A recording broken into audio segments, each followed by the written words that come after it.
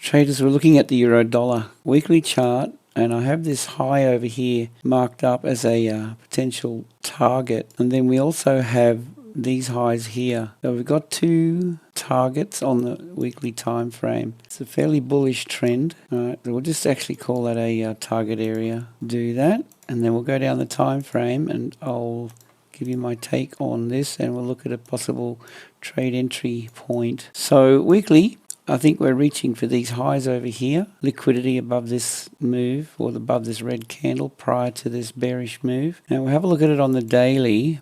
I'm always going to look left. Okay, so same thing. So we've got this area here that is a target area, and then we've got these highs over here on this time frame as a target area. So we could nail that fairly precisely. So these two targets. So we've got a little bit of room to move for this to travel north into this level.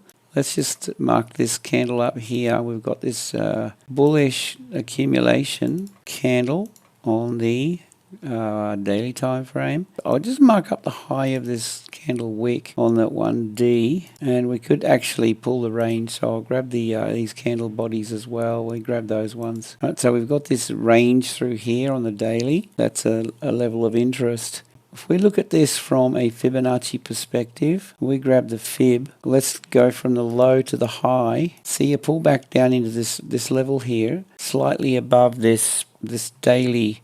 These highs, previous highs, could be an entry point. All right, so I'm looking at that as a possibility.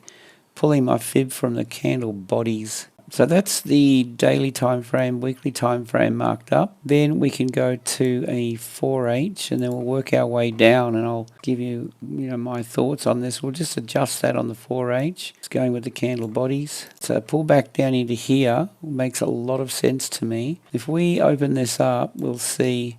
No, we've got this imbalance down in here as well. So have a look at this thin green candle back here. All right, so 4 hour imbalance. And I'll just mark that up so that we have it marked up on the chart. Always looking at these levels. Okay, so from here up, we've got a bit of an imbalance just resting in through here on the 4H. Yeah, it's minimal, but nevertheless, that could be a target for a pullback. I wouldn't be looking to buy at the current level, but if it pulls back down into these levels, yeah, I'm definitely interested. Now, the other thing we can do with this is if we want to go from a 4 hour perspective, this is the daily perspective. I quite like what I'm seeing here. So from a 4 hour perspective, we've got this 4 hour accumulation here. So we can mark that up, 4H.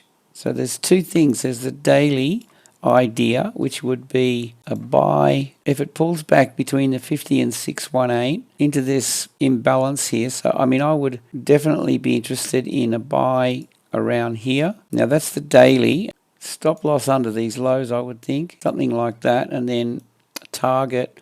We're looking at a roughly 1 to 2 risk reward, a little bit more than a 1 to 2. All right, so that's the daily time frame idea. Now the 4 hour, I would be looking at picking up the fib from these lows over here. See this range through to this high, and a 4 hour idea.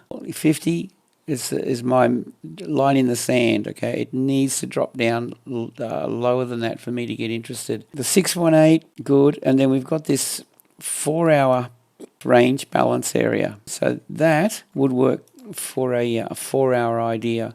So I want to see it drop down through the 50, the 61.8, probably a touch on this order block. So let's just grab a long position and something like that from the 4 hour time frame. Stop loss below this range low over here. Target, there's nearly a 2 to 1 right there, nearly. So we've got about a 1.79R. And I'm looking at this swing, like if we grab the low to the high for this bottom of this range up, that swing, I'm looking at this high over here as a target, and then stop loss under the swing lows.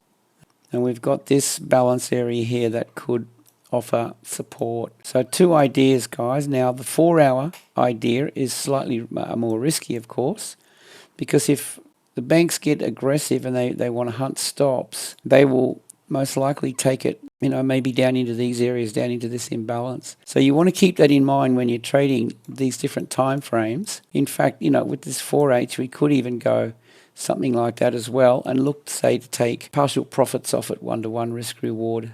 So there's two ideas. The 4 hour is a higher risk. By the way, guys, make sure you click the link below and jump on board our free Telegram group. Check out my link tree as well. There's interesting stuff on there. So the 4 hour idea, tighter stop, and then they've got the daily time frame idea. I'm probably more inclined to go with the daily, given that the entry point is really close to the 4H. And if you wanted to, you want to make sure you get an entry. There's nothing wrong with setting it up pretty much at the same spot, right? And we'll go under these lows over here. So same entry, and we're looking at a 1.9R. So I'm thinking the wider stop is probably a good idea. Let me just take that out. And an entry up in here, it's a fairly wide stop, but we're looking at a 2R outcome. That's my take on the euro dollar. I'd love to hear your comments, your thoughts. Jump on board, subscribe. I hope you have a great day. Safe trading. See you in the next one.